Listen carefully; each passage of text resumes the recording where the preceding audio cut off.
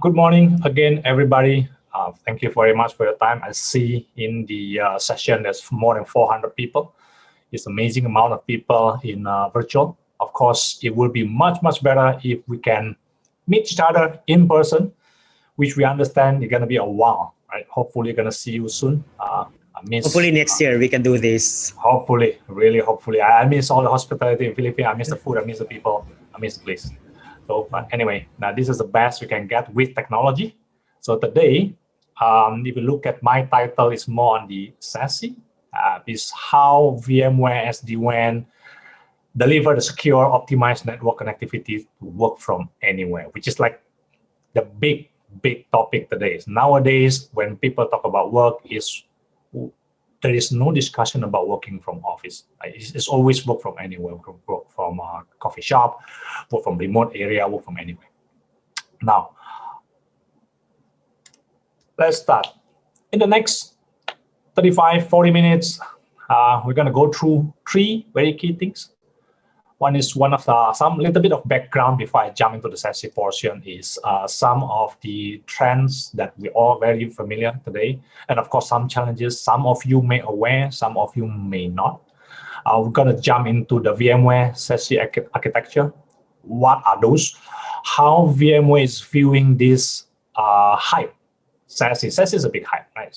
How are we viewing that? And what is that in conjunction with SD-WAN? Is this newer version of SD-WAN? How is VMware approaching this?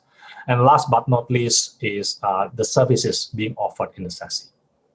Okay, now let's move on. This is a little bit of background where the term of SASE coming up from. You're probably going to say, so okay, SASE, your title says SD-WAN, so this is going to answer you. So in 2019, Gartner basically says that SASE is a new packages. I'm going to read it for you. Technology including SD-WAN, SWG, CASG, ZTNA, firewall as a service. So this is the report that changed it all. I think, at least for me personally, in the last 7-8 months, some of my customers start to ask about, okay, John, we have been talking about SD-WAN for a while. Now there's a new term, SASE. What is this SASE thingy? What is VMware answer for this? Does VMware also come up with their own SASE offering? So this is, we're going to address all today. Okay. Now, before we jump into the SASE part, there are three trends today that has been changing network and security design. Okay. Now, first of all, I think we all agree and aware that today the application work is no longer on DC anymore. In fact, about 2 years ago, when I met, actually more than 2 years ago, 2.5 years ago in Philippines, I met one of the enterprise customers that told me, and I was quite surprised at the time, that they are no longer have on-prem data centers. So all the workload has been in the cloud or in the co-location by the telco. They themselves no longer hosting the data center. So that's one of the trends. And we also see some of the customers, due to regulation, push some of the application to the cloud, but still maintain some of critical application on-prem. So that is trend number one. Trend number two is, of course, how people work, how we work. Right? We have been working for the past more than 12 months, in fact. A lot of us has been working from home, working from remote location, definitely not working from office because of, everybody knows that we are in a very serious pandemic that we haven't seen things like that for the last few decades. Okay, so people working from anywhere. Now, the other challenge for these people moving from anywhere is they are no longer bound to the desk. They are no longer working on the desktop. In the past, when you're talking about computing device at the endpoint, the device being used by the users, either it's a desktop or it's a laptop. That's it. Right? But today, a lot of people can work freely from their smartphone, tablet, Android-based, Apple-based, doesn't matter. So not only the people are working from various locations, but the device they use also is, we call it the no longer uniform. Okay, so people use a lot of device working from anywhere. Now, based on the two trends actually that are changing the network and security, the impact is another trend on the number three is on the security part. You see, in the past, when you have a very clear demarcation of your security, you have branch, you have DC. You have your users coming from the branch accessing the workload which is in DC. Your parameters, your security parameter is pretty much fixed. Right? You only need to worry about those area, and typically your security stack will build heavily in the DC side. Now, due to trends number one and number two, right? Your application no longer all in DC, is sometimes it's SaaS, sometimes it's AAS, sometimes it's DC1, DC2. Your users working from anywhere, using all device. Then now it put a lot of pressure to the IT and security team, network and security design, right? Because the surface attack, the surface attack will increase, right? And well, I'm not saying that security industry doesn't come up with a solution. They do, right? You think that for enterprise customers, the time it takes to validate design, to integrate, to test, if any change, to retest, is just a lot of work, right? Close to impossible. Okay. Now, that is a trend. Now, those three trends actually result into two different challenges in terms of enterprise. On the left is user concerns. Okay, by accessing from anywhere to the workload, in any workload, any place. Now you start to hear a lot of complaint from end users in terms of, okay, I'm experiencing a poor voice quality. Why? Because now they are working from remote area and probably with less than ideal internet connectivity. Okay, I think, yes, there are certain countries in this region will not have this problem, but we know it is a real problem. Okay. And second frequent complaint or concern from the users is it is getting slow, right? The performance is not up to when I was working from the office. Number three, of course, now there is an inconsistent experience while you're working remotely. I mean, and this can easily impact the productivity. But that's from the end user's perspective. From the IT, now they are facing a bigger challenge now, because now a constant pressure to add new hardware in DC. Why? I'm going to go through that in the next slide, because of the way legacy approach doesn't suit modern requirement. Like I mentioned before, in legacy approach, you have your branch where it's auto solve for your users, and then the workload are all in DC. So you pretty much see a very deterministic pattern of traffic flow. Okay. Now, because of that, now IT concern is how am I going to scale this? Because now not only my users is no longer in the office, but my workload is no longer in the data centers. Okay, so it is a big challenge for the IT to keeping up the workers protected and productive. So getting productive is one thing. A lot of enterprise, of course, doesn't want the fact that they can work from any device compromise the security. Right? It just required a single loophole, a single attack to cripple the entire enterprise. Now, so if you look at that, if you look at those challenges, you look at what is challenge users face, what is challenge I faced by IT, excuse me, then there's definitely a new requirement on networking and security and beyond, right? The goal is, of course, in my bio, right, the host already mentioned, I'm a big fan of simplicity, because complexity is the biggest enemy of security. So I love simplicity. Now, in today's world, right, you need simplicity. It can scale, is flexible enough to address enterprise requirement. It needs to be able to deliver a good performance, right? And if you look at this three pillar, network on the left, middle security, and on the right side is the edge service. Right? So there are multiple components we need to take care of as IT. And in the network front, you see the telco is like rolling out 5G. 4G become very common now. Right? There are CDN, there's WAN optimization for certain use case. SD-WAN has been a big hype for the last 4 years, 5 years. Security, of course, today when people start still talking about, I really need a next-gen firewall. Well, that can mean two things. It can be on-prem or it can be on cloud. Okay, so a lot of things in play in the security front, a firewall as a service, something you probably never heard about this 6-7 years ago. Okay, last but not least, of course, on the edge side, because remember when there is an attack, well, and even the point of productivity at the edge, there's the device being used by the users. Now, so if you look at all together, you can summarize this in a single term, which is SASE. Now, the secure access SASE is actually form of two parts: secure access and the service edge. We're gonna go through that. Okay. So SASE. So SASE is the answer of let's put it this way.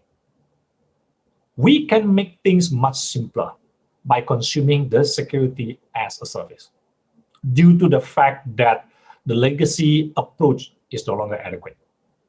Let's go through it.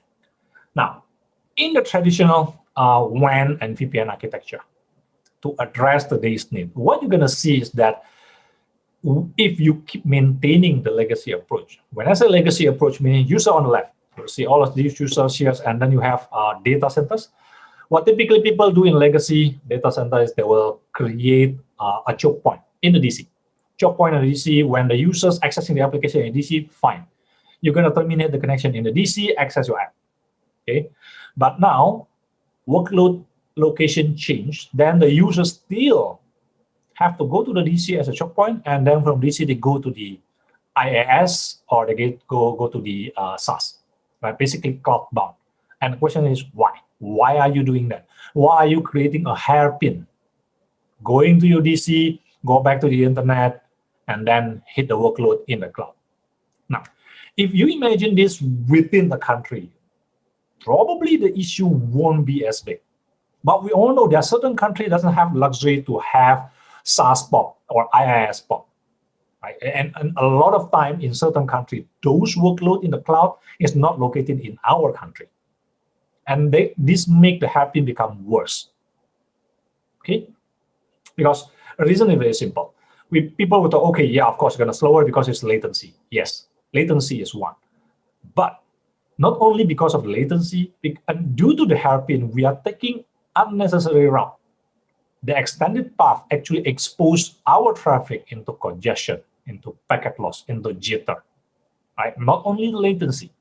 So we are taking unnecessary risk by doing this happening in the DC. Okay. Now, so what is the answer? The SASE architecture is basically on-demand cloud service, if you will, very near to the users. So if you look at this, we want to make the SASE as the single hop is as a choke point instead of your DC. Why?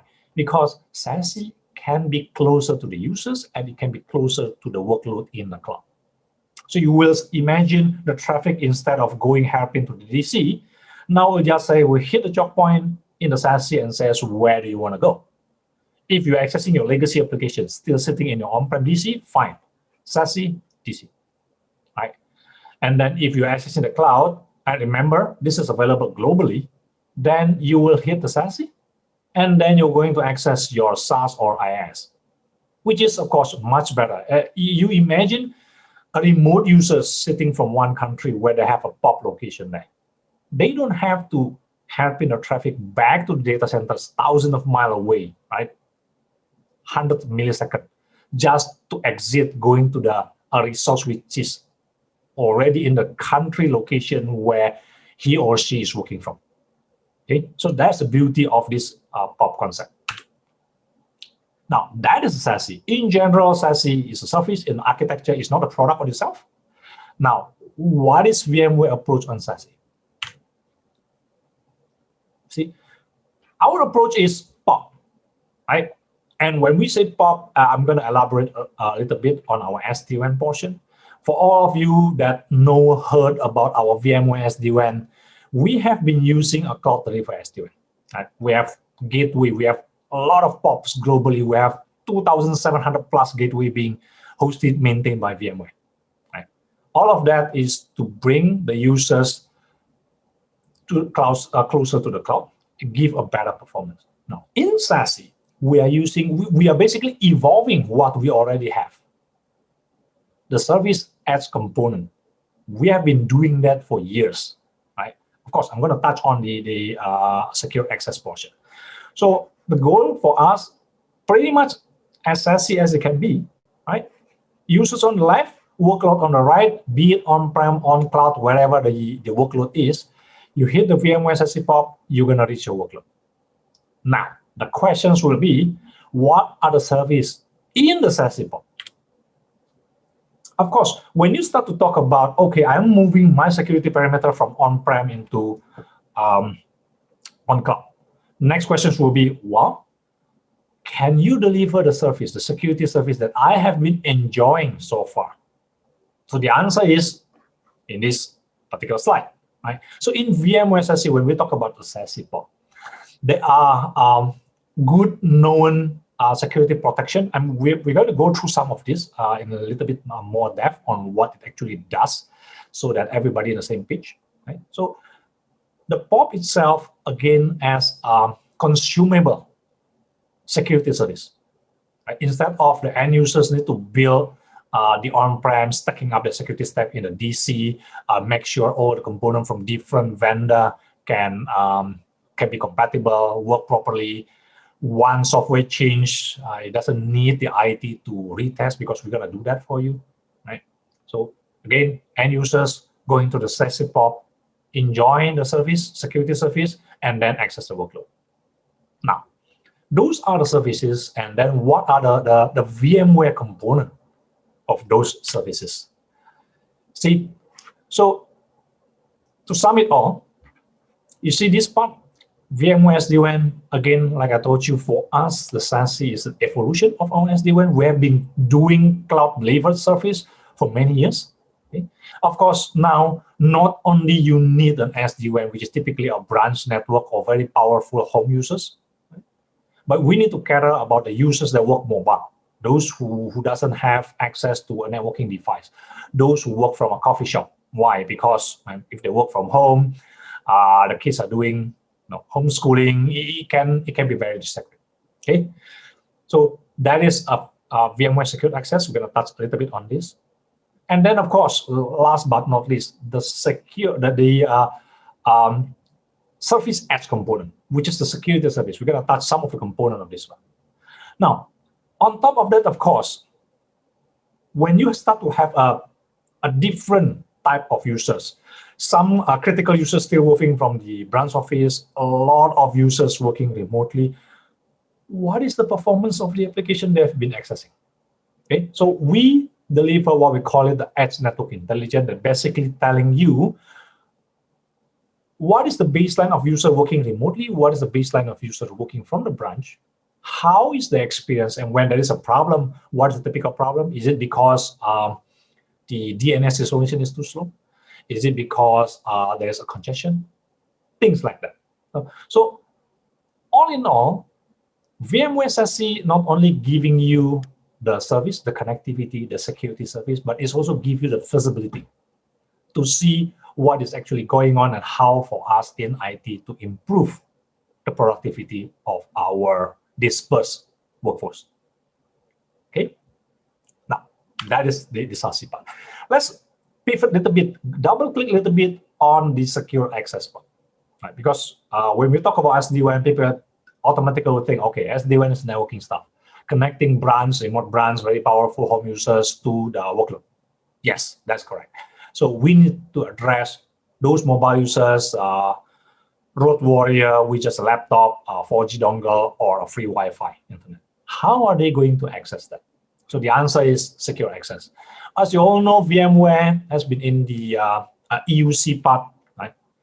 For many years. We have a market-leading product, which is a Workspace ONE. We are using our own Workspace ONE product to provide the secure access, accessing the POP, and then from the POP, like I mentioned before, where do you want to go?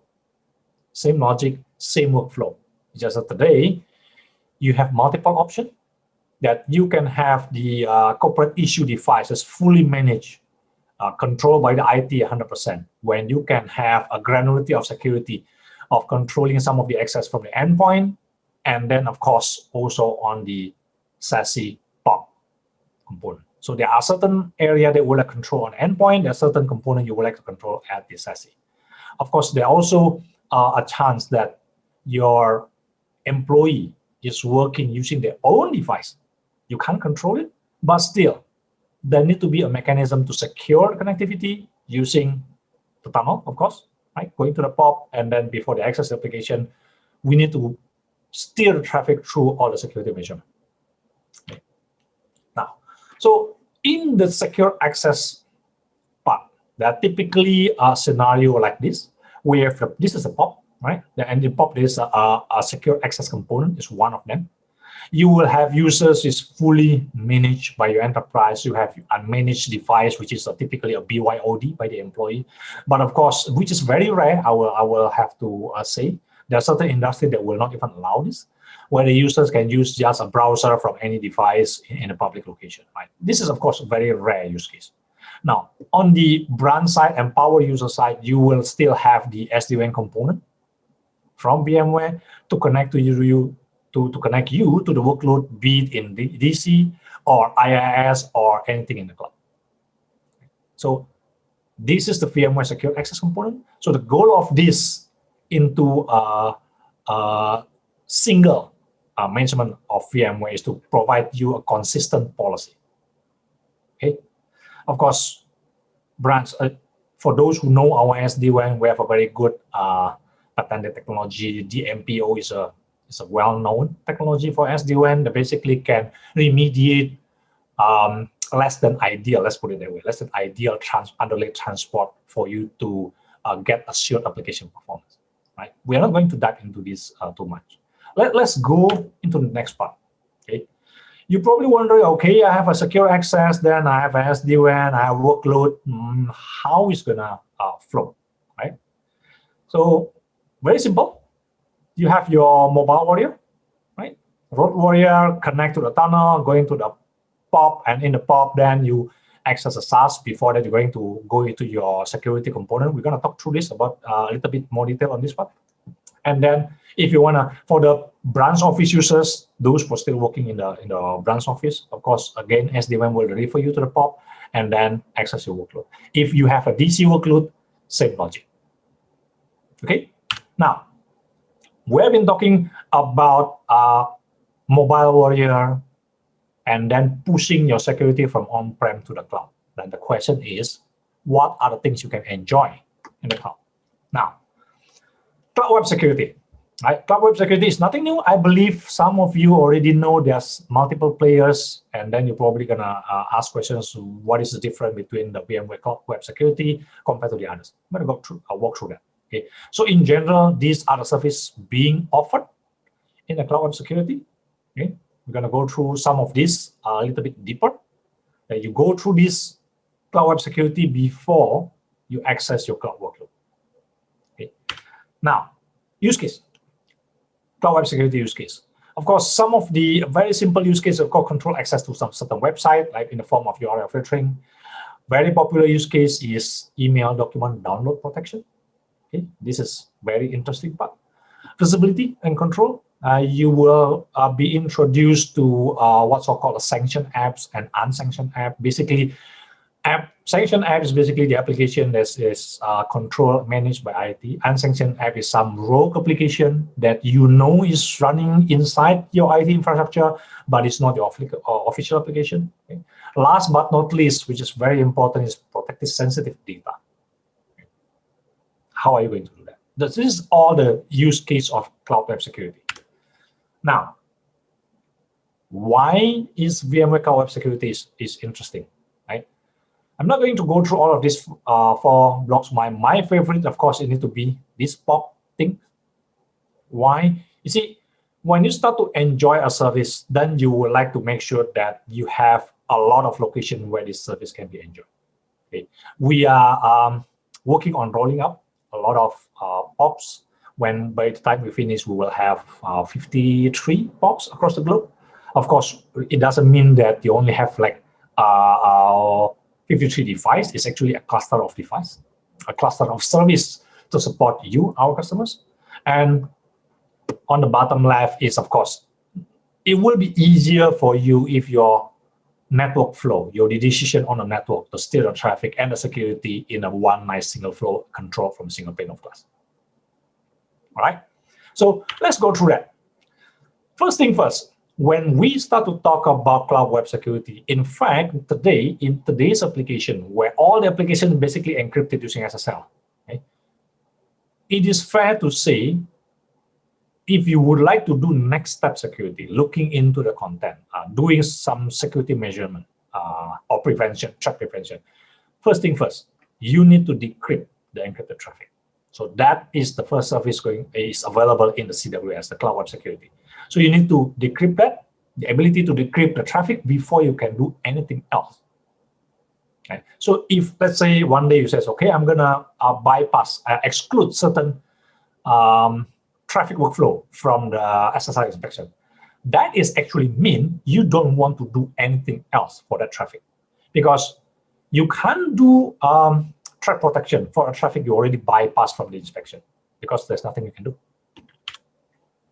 Number two, after you do the decrypt, after you do the inspection, then you can start doing some of basic things, right? First use case, filter out known malicious website. Right? There are certain sites known to steal information, hosting certain malware, inappropriate content. You can just put it in category, says which one is allowed, which is blocked. Again, first step, decrypt, and then you go through this URL filtering. What is next? The next is, after you say block and allow, then you want to go to the next step, which is the content filtering.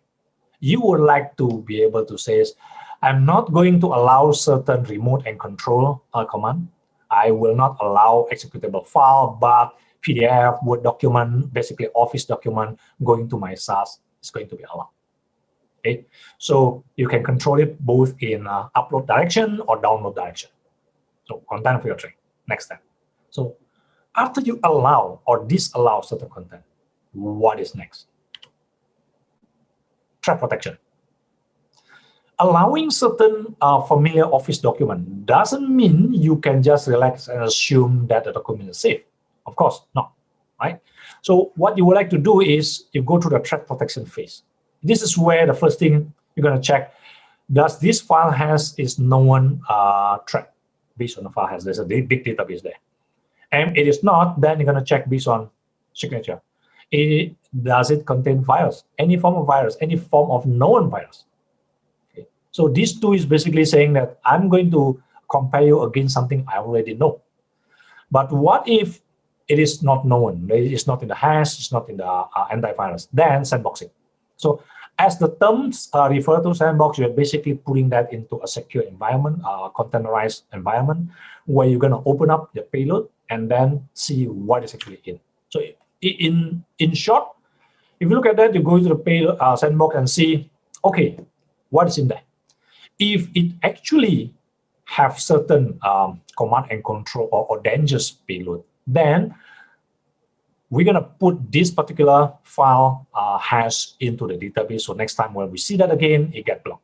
Okay? But if all clear, then you can send it to the users. Okay. So threat protection basically giving you a known and unknown, or we typically call it a day zero attack protection. Okay. So those are the protection available. Next thing is, of course, now, since you're putting this and you're consuming this as a service, you want to make sure that certain different group in your organization will able to be treated differently. For example, there are certain group of people with extra access. Then you need to know their user ID.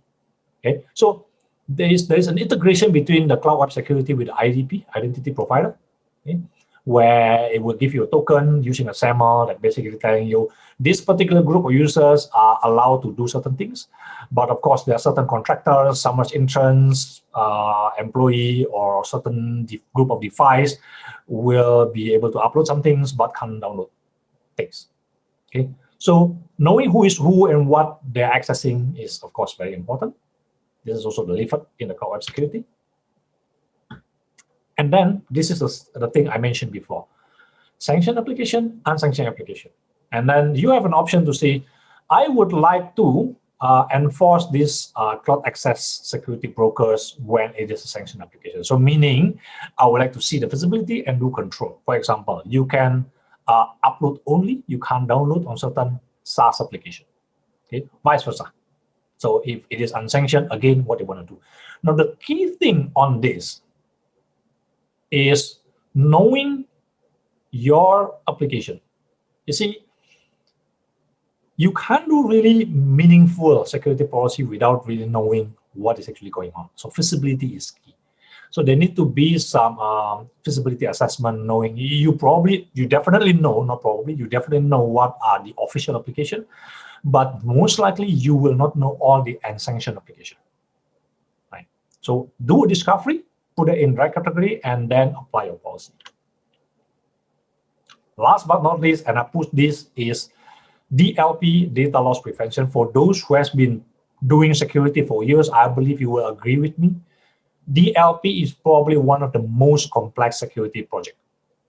The reason is because you can't just take a cookie cutter approach saying that, well, there are certain customers that's doing this approach. I'm going to just take this policy and apply that in my organization. It won't. Right? The document you use will be different. Your workflow is going to be different. The type of file, a lot of things are all different. And you need to strike a balance between giving a security without compromising the productivity of your team, right? Because flexibility and security is like two sides of a scale, right? You basically need to find a good balance to make sure both working properly. So data loss prevention is typically an ongoing life cycle process in enterprise, right? Because threat is changing. The way the attack also change, the type of application you use going to be constantly changing. So typically data loss prevention is what's called the ongoing project in the customers. Okay, so in the last 30 minutes, we have been discussing about all these three trends that cause two challenges, which is for the users and the IT. And then we have the solution in the form of SASE. And I already explained what is VMware approach when it comes to SASE, what are the services being offered, what are the services you can enjoy in the SASE POP, how can you push your security boundary no longer from on-prem, now you can push it to the cloud without compromising your securities. And then you can assign the IT team, the security team to focus on more important stuff rather than doing some engineering work of testing compatibility, for example. Test and retest will take a lot of times. So three trends, two challenges, a single solution, which is a SASE, that will give you a secure connectivity regardless of the place. And we say regardless of the place is regardless of the work location you have, regardless of the workload location, which is whether it's in your DC, in the SaaS, IaaS, and of course, wherever the user is working from home, from office, or for mobile users. Okay, so with that, thank you very much for your time today. I hope you enjoy the rest of the session. Have a great day. Stay safe.